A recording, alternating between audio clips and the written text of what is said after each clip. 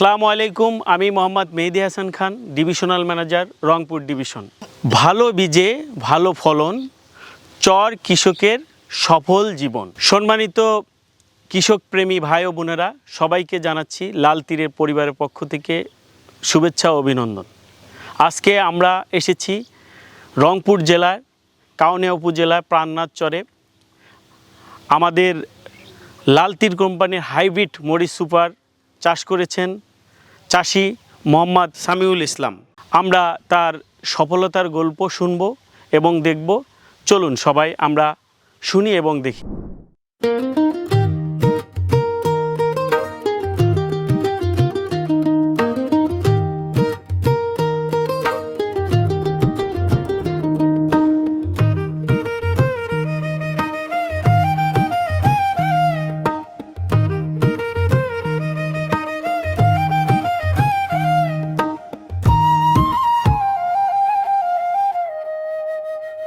আসসালামু আলাইকুম। ওয়ালাইকুম সালাম। ভাই ভালো আছেন? আলহামদুলিল্লাহ, আল্লাহ রাখছে ভালো। আমি একটু আমার পরিচয় দিই।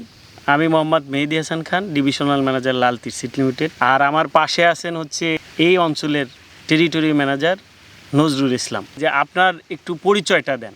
মনে হয় যে কাউনিয়া বেরেন্টের বাজার পাশেই আমরা মরিচ চাষ করি। এখানে মরিচ চাষ করছে আপনার মরিচ সুপার। এটা কোন কোম্পানির ছিল? এটা লালতির কোম্পানি মরিচ সুপার নাম।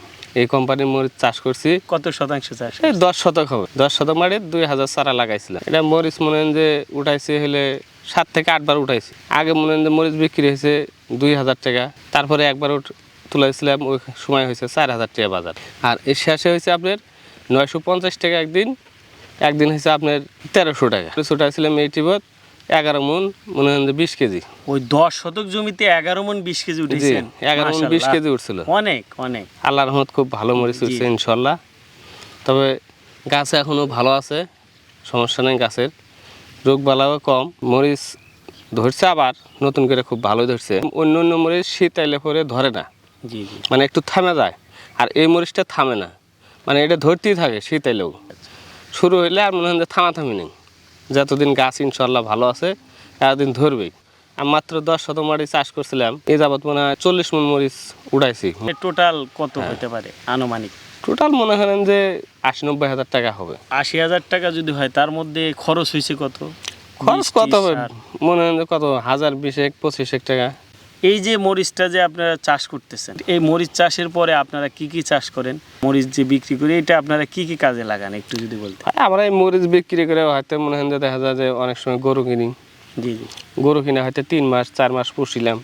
পোষার পর ওখানে ইনকাম যখন দেখা যায় গরুটা মোটা হলো, তখন বিক্রি করে দিলাম। জি জি, দিয়ে ওই টাকা মনে হয় যে পরে আবার হয়তো জমি বন্ধক নিলাম। আমি দেখলাম অনেক জমিতে গাছ মরে যাচ্ছে, ভাইরাস হচ্ছে। মরিচ সুপারি কি এরকম কোনো কিছু আছে? না, মরিচ সুপারি এখনো মারা যায়নি তো, আমাদের এখানে এখনো মারা যায়নি। এটা ভাইরাস? না, ভাইরাস হয় না। গাছ একটু খাটো সাইজের, হ্যাঁ, মনে হয় যে 1 থেকে 1.5 হাত হবে, সর্বোচ্চ 1.5 হাত হবে। মরিচ তোলা খুব সুবিধা। যখন মরিচ মনে হয় যে বেশি উঠাইলাম লাস্টে তোলায়, মনে হয় খালি একবারে মোট ধরা এইভাবে। কোনো ওই যে একটা করে ছিঁড়া না কেন ওই টাইমে এসে। তাহলে এইটাতে একটু লেবার কম খরচ হচ্ছে না? লেবার একটু কম খরচ হয়। ওরা মরিচ তুলেও খুব মোটামুটি আরাম পায়। ওরা কয় ভাই মরিচের ডাল আসে না, মানে অন্য মরিচের যে হিসেবে পাতা আসে আর ডাল আসে, এটা পাতাও আসে কম। পাতা তো আসে না, পাতা থাকলে আপনার এরম লেভেলে মরিচ থাকে নিচে, কিন্তু খালি মুড় ধরা। গিটগুলো খুব ছোট ছোট, মানে ঘন ঘন গিট।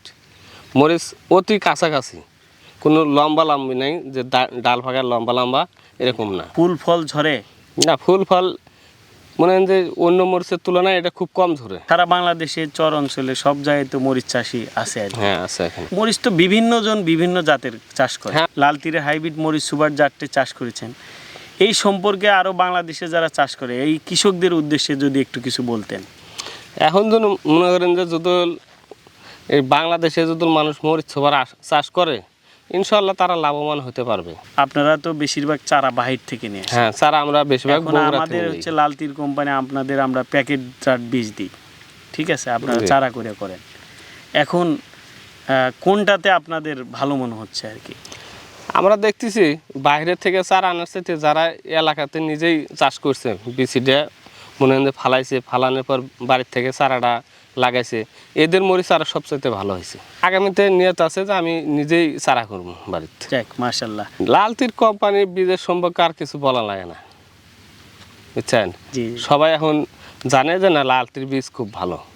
যাক মাশাআল্লাহ। এর আগে আমি 3টা গরুর বীজ নিয়েছিলাম লালতির থেকে, গরুগুলো আমার মোটামুটি খুব ভালো হয়েছে মাশাআল্লাহ। একটা বিয়ান দিছে প্রথম বাদ, ওর বয়স হয়েছে মনে হয় যখন 25 থেকে 26 মাস, এর মধ্যেই বড় হয়েছে একবার 12 থেকে আর কি 15-16 মাসে বীজ দিছিলাম, দেওয়ার পর বিয়েছে ওর দুধ হইতেছে মনে হয় যে সকালে 8টা 7টা 9টা।